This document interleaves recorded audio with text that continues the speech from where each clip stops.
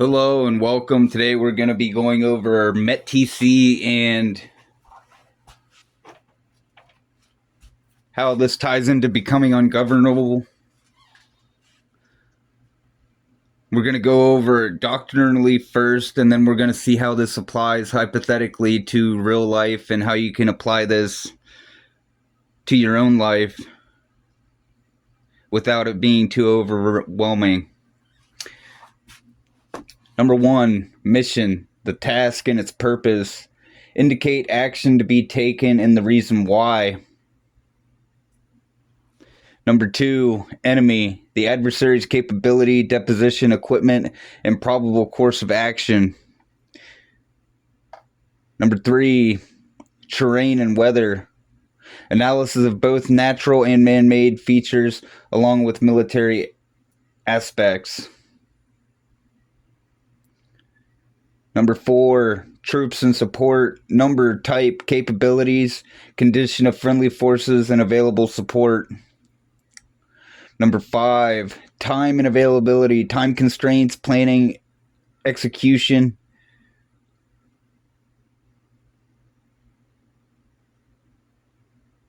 Execution of the operation. Sorry, I couldn't read my own handwriting. Civilian and civilian considerations, the implication,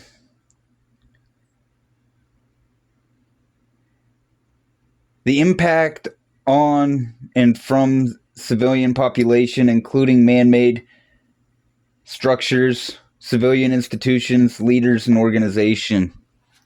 Now, we're going to go from this. It's an example of hurricane and tornado.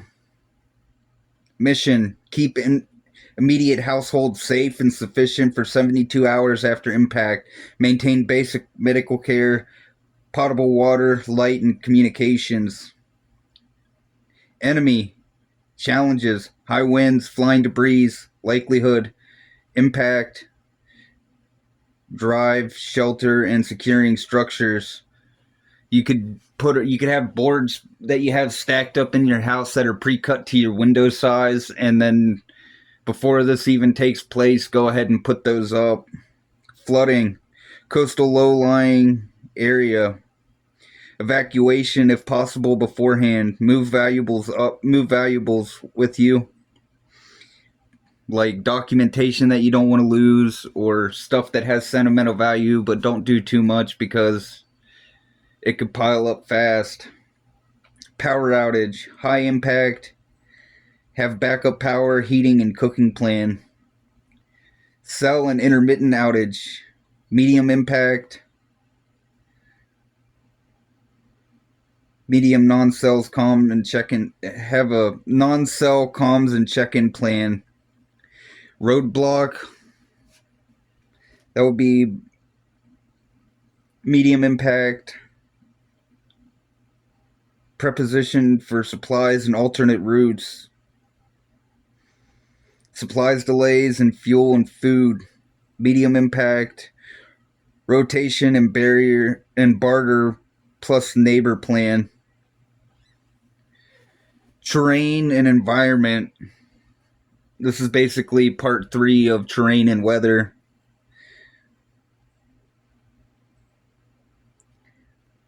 Map house on slab, driveway faces south, low-lying creek 300 yards east, nearest shelter 12 miles north, man-made wood fence likely to fail, large oak 10 foot from garage, trim or brace per season.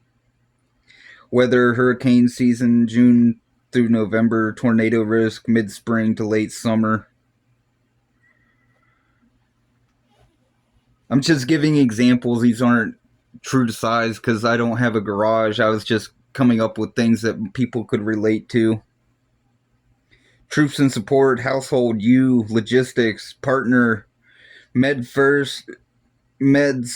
first aid kit. Neighbors, 2 trusted, 1 with a chainsaw, 1 with a generator. Local volunteer, fire department limited. Church group offers hot meals, post events sometimes. Time availability, Hurricane, usually 48 to 72 hour warning from tropical storm. Watch for landfall, tornadoes, minutes to an hour. Rely on existing shelters and rapid reaction. Civilian considerations. High commuter traffic on evacuation. Expect fuel shortages. Senior neighbors on oxygen. Priority for evacuation and assistance. Curfews may be enacted. Be mindful for movement plans. Contingency planning. Branching response and practical and legal. If power out over 24 hours, primary start small propane camp stove for cooking outside ventilated. Secondary, use 12-volt battery plus an inverter for essential charging, radio, phone. Tertiary, move to pre-identified shelter with generator, neighbor or public. If roads are blocked, primary use supplies on hand for 72 hours. Avoid driving until cleared. Secondary, walk to nearby neighbor within a mile with known skills. Tertiary, coordinate using prearranged meeting points. Time once safe. If cell network down, primary use battery powered NOAA radio for updates. Secondary use two-way FRS, GMRS radios with neighbors. Channel plus check schedule. Tertiary, physical check-ins. Leave a note at the prearranged place or use a vehicle horn for signals. If flooding threatens house, primary move valuables and important docks to upper shelf. Shut off electricity at the main if water nears panel. Secondary, use sandbags and temporary barriers to divert water. Tertiary, evacuate to higher ground with a grab-and-go bag. Actionable prep list. Water, 1 gallon per person. 12 gallons equals 4 people for 3 days. Food, 9 to 12 ready meals, plus canned goods and manual can opener. Light, 2 flashlights, headlamp per person, spare batteries. Power, small generator or power station, solar trickle charger. Meds, 3-day supply, first aid kit and any prescriptions. Communications, NOAA weather radio plus batteries, 2 FRS radios and paper maps. Tools, multi-tool, fixed blade knives, folding saw, duct tape, tarp, rope. Shelter -- comfort, emergency blankets, sleeping bags, tarps and ponchos. Sanitation, this one's important. Toilet paper, trash bags, bleach, and hand sanitizer on hand. Because you don't want to shit where you eat, man.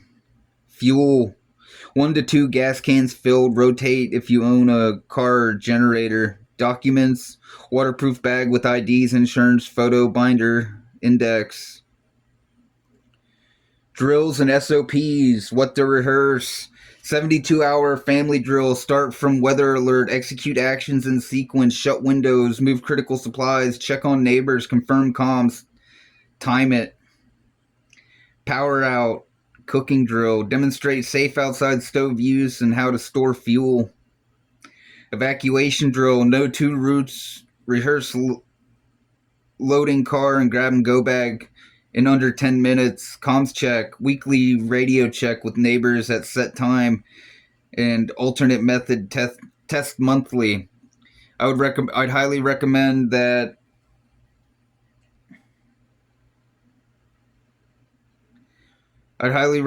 you do it in person too, because if you got people less than like a minute away, you may as well check on them. But that's pretty much all I got for you guys today. Thanks for watching and have a wonderful day.